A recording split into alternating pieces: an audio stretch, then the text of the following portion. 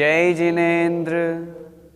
वंदितु सर्वसिद्धे ध्रुवममल मनोवमं गदिं पते वोच्छामि समय पाहुड मिणमो सुध केवली भणिदम।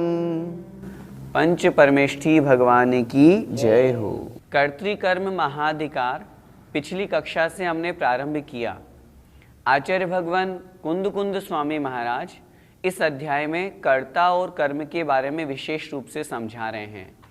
पिछली ज्ञानशाला की कक्षा में हमने पढ़ा, जब यह जीव कर्ता और कर्म दोनों में भेद नहीं करता, तात्पर्य जब यह जीव राग द्वेष करता है, क्रोधादि कषाय करता है तो कर्मों का बंध करता है, तब तक यह जीव अज्ञानी बना रहता है। इसलिए हमें ज्ञानी बनना है तो हमें दोनों में भेद समझना होगा, और इसी बात को बतलाने के लिए आचार्य महाराज अगली गाथा आज पढ़ा रहे हैं। गाथा क्रमांक 76 निकाल लीजिए सभी अपनी अपनी जिनवाणी में। गाथा क्रमांक 76। जय्या इमेण जीवेण अपनो आसवाण यतहेव। फिर से अपनो आसवाण यतहेव नादम हो दिविशेषम तरम तु तैयाण बंधो से। बोलिए जय्या इमेण जीवेण अपनो आसवाण यतहेव नादम हो दिविशेषंतरम तु तैयाण बंधो से। फिर से बोलिए इमेण जीवेण अपनो आसवाण यतहेव नादम हो दिविशेषं तरम तु तैयाण बंधो से। आइए इस गाथा का अर्थ समझते हैं। जय्या इमेण जीवेण, जय्या जब अर्थात जिस समय, इमेण जीवेण इस जीव के द्वारा, यह जीव अपनो आसवाण यतहेव, अपनो अर्थात आत्मा का, आसवाण यह और आश्रमों का, तहेव तथा, जब यह जीव आत्मा का और आश्रमों का नादम होदी ज्ञाता होता है अर्थात जान लेता है। जब यह जीव आश्रव को जान लेता है, जब यह जीव आत्मा को जान लेता है, कैसा? विशेषंतरम, विशेष अंतरम, विशेष भिन्न भिन्न प्रकार से, लक्षण और भेद की अपेक्षा से। आत्मा का लक्षण अलग है, आश्रव का लक्षण अलग है। आत्मा इस प्रकार के भेद वाली है, आश्रव का इस प्रकार का भेद है।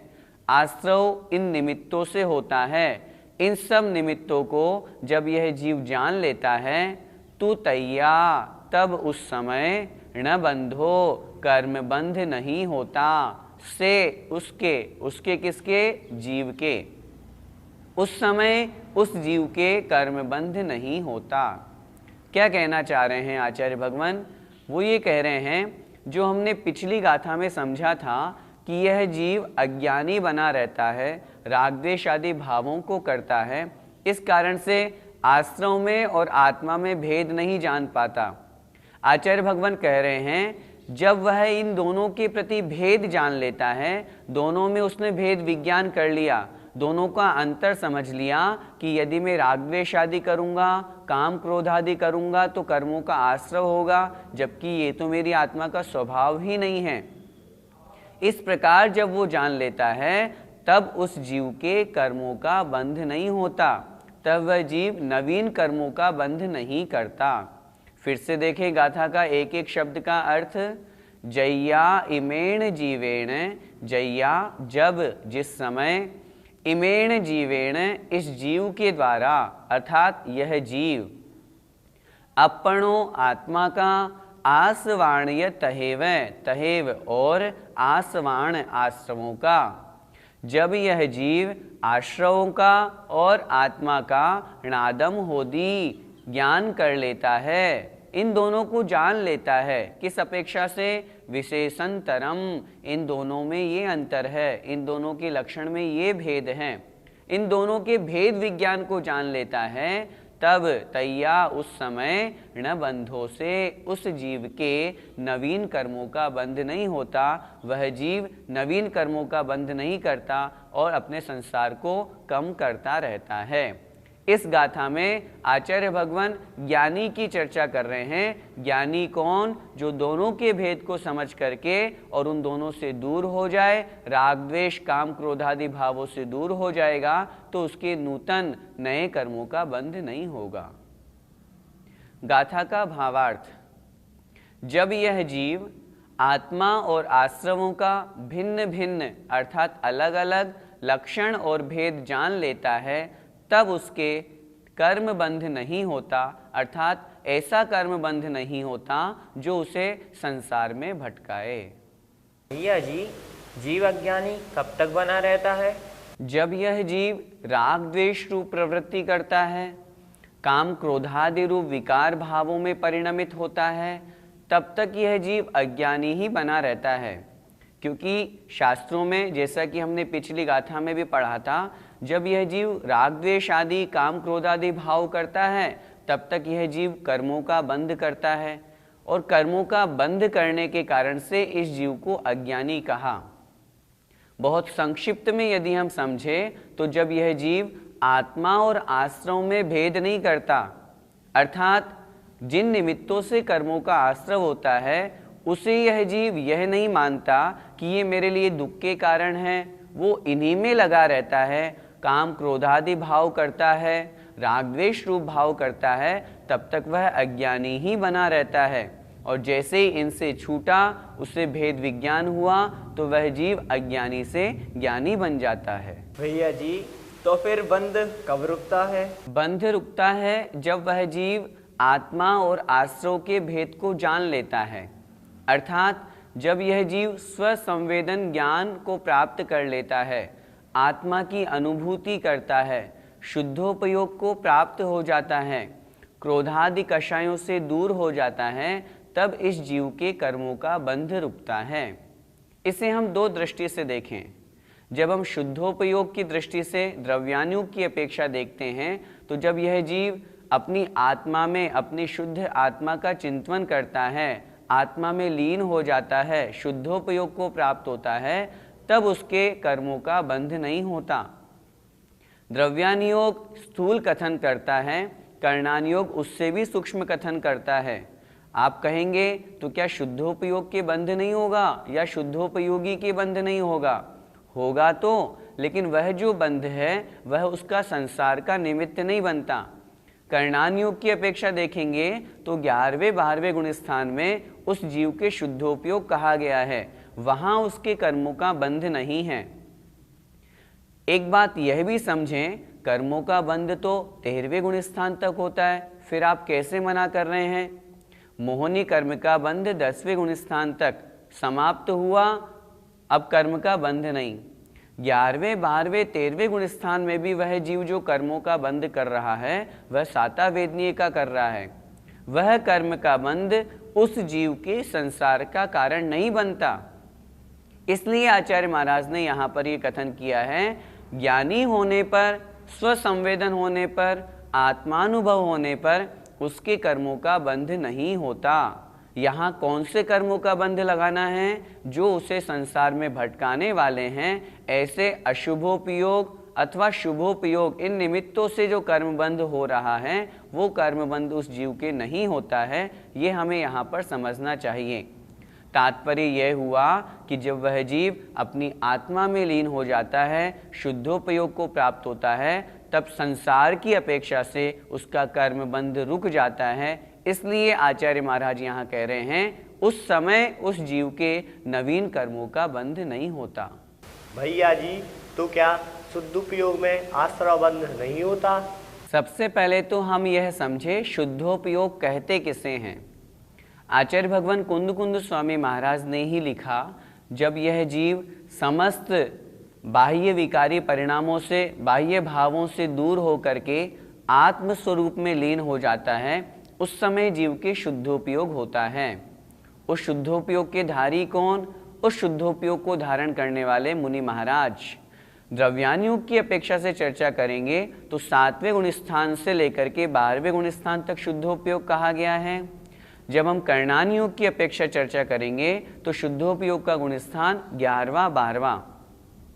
शुद्धोपयोग में आश्रव बंध होता है या नहीं, यदि हम इस विषय पर चर्चा करें तो आश्रव बंध तो होगा, क्योंकि आश्रव बंध तो 13वें गुण स्थान तक कर्मों का आश्रव कहा गया है। लेकिन उस जीव का वह आश्रव बंध संसार का कारण नहीं होकर के मोक्ष में ही निमित्त वाला बनेगा।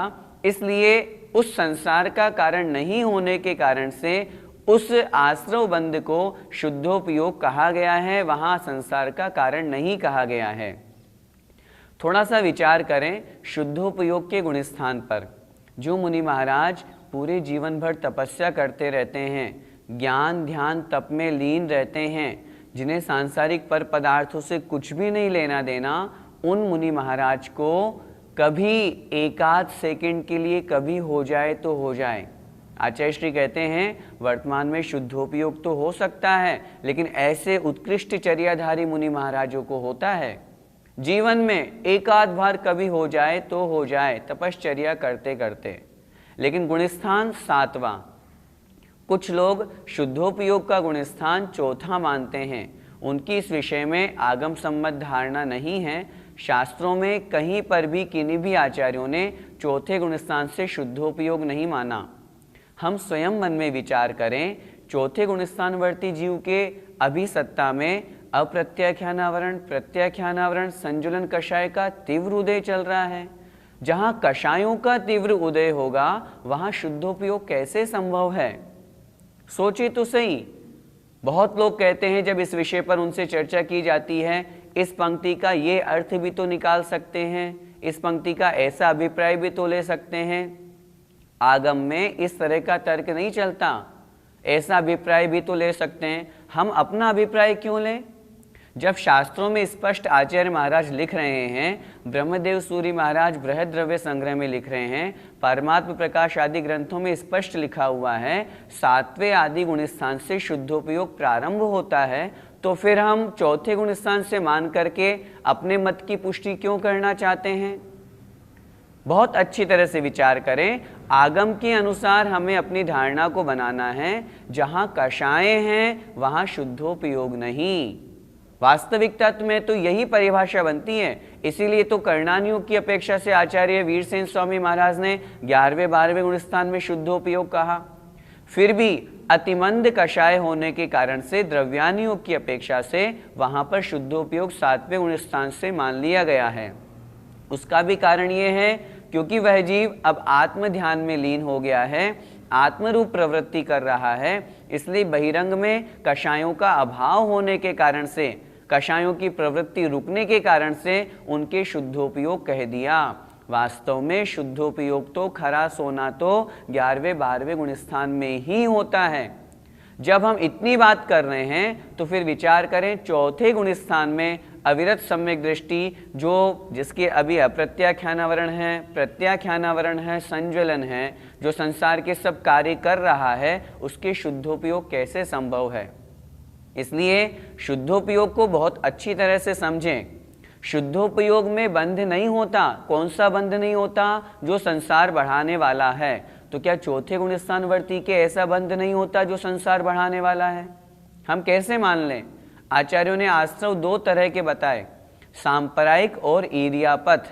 सांप्रदायिक आश्रव का गुण स्थान 1 से 10 तक, ईर्यापथ आश्रव 11, 12, 13 तक। तो जहां कषाय है वहां उसके संसार के निमित्त से आश्रव होगा, संसार को बढ़ाने वाला आश्रव होगा। जहां कषायों का अभाव हुआ वहां उसके आश्रव तो है, सत्ता में वह जीव कर्म का बंध तो कर रहा है, आश्रव तो कर रहा है, लेकिन वह उसके वैसा आश्रव नहीं हो रहा है जो उसके लिए संसार का निमित्त बने। इसलिए शुद्धोपयोग से आश्रव बंध नहीं है, शुद्धोपयोगी के कथनचित संसार अभाव के निमित्त वाला आश्रव वहां पर है। इस प्रकार हमें समझना चाहिए। आचार्य श्री का पद्यानुवाद देखें। रागात्म में निहित अंतर जान पाता, ज्ञानी वही मुनि जिनागम में कहाता। पाता न आश्रव नहीं विधि बंध नाता, होता समाधिरत है पर को बुलाता। ऐसा ज्ञानी जीव कर्मों के बंध से कैसे छूटता है, कर्मों का बंध उसके क्यों नहीं होता, उसका कारण आचार्य भगवान यहाँ अगली गाथा में बता रहे हैं। देखें। णादूण आसवाणम असुचित्तं च विवरीय भावं च, दुःखस्य कारणं तिय तदोनियत्तिं कुणदि जीवो। बोलिए। णादूण आसवाणम असुचित्तं च विवरीय भावं च, दुःखस्य कारणं तिय तदोनियत्तिं कुणदि जीवो। णादूण आसवाणम असुचित्तं च विवरीय भावं च, दुःखस्य कारणं तिय तदोनियत्तिं कुणदि जीवो। गाथा का अर्थ देखें। णादूण आसवाणम, णादूण अर्थात जानकर, समझकर, आसवाणम आश्रवों को, आश्रवों को जानकर। कैसा जानकर? असुचित्तम, ये अशुचि हैं, अशुद्ध हैं, च और विवरीय भावम च, और विपरीत भाव रूप हैं, च अर्थात और। आश्रवों को जानकर बात किसकी चल रही है? यहाँ बात चल रही है कौन सा जीव कर्मों के बंध से छूटता है, कर्मों का बंध नहीं करता है। जो आश्रवों को ऐसा जानता है, पहला विशेषण दिया असुचित्तम, जो अशुद्ध हैं, अशुचि हैं। विवरीय भावम, विपरीत भाव हैं, विपरीत स्वभाव रूप हैं, आत्मा के स्वभाव से विपरीत लक्षण वाले हैं। दुःखस्य कारणम, दुख के कारण हैं। ये आश्रव क्या है? दुख के कारण हैं, संसार में भटकाने वाले हैं। तीय, इसलिए तदो नियत्तिम, तदो उनसे, उनसे किनसे? उन आश्रवों से, नियत्तिम निवृत्ति को, कुणदी करता है जीवो अर्थात जीव। तब यह जीव उन कर्मों से, उन आश्रवों से निवृत्ति करता है। निवृत्ति करता है तात्पर्य उन कर्मों को छोड़ता है, उन कर्मों का बंध नहीं करता है। गाथा में बात चल रही है उस ज्ञानी जीव की जो आत्मानुभव कर रहे हैं, शुद्धोपयोग में लीन हैं। वे मुनि महाराज जब आश्रमों को ऐसा जान लेते हैं कि ये तो अशुद्ध हैं, ये तो कर्म मलों से मलिन हैं, राग द्वेष काम क्रोध आदि जितने भी विकार भाव हैं ये आत्मा के स्वभाव नहीं हैं, ये तो विपरीत भाव वाले हैं। और सबसे मुख्य कारण ये तो दुख के कारण हैं। काम क्रोध राग द्वेष मद लोभ मोह जितने भी विकारी भाव है ये सब दुख के कारण हैं। जब वह जीव ऐसा जान लेता है, ऐसे आश्रमों को समझ लेता है, तब वह जीव उन कर्मों को नहीं करता है, अर्थात उन कर्मों से निवृत्ति करता है, उन कर्मों का बंध नहीं करता। जो संसार के कारण वाले भाव हैं, विकारी भाव हैं, राग द्वेष भाव हैं, वो उन कार्यों को, उन कर्मों को, उन भावों को नहीं करता जिससे उसके कर्मों का बंध नहीं होता। इस प्रकार समझना चाहिए। गाथा का भावार्थ, आश्रमों का अशुचिपना, इनका विपरीत भाव और ये दुख के कारण हैं, यह जानकर जीव इनसे निवृत्ति करता है। 3 बातें यहाँ बताई। पहला, उनका अशुचिपना अर्थात वे जीव को शुद्ध स्वभाव प्राप्त कराने में बाधक हैं। जब तक ये राग द्वेष विकारी भाव जीव में लगे रहेंगे तब तक यह अशुद्ध बना रहेगा। दूसरा, ये तो आत्मा के विपरीत स्वभाव है।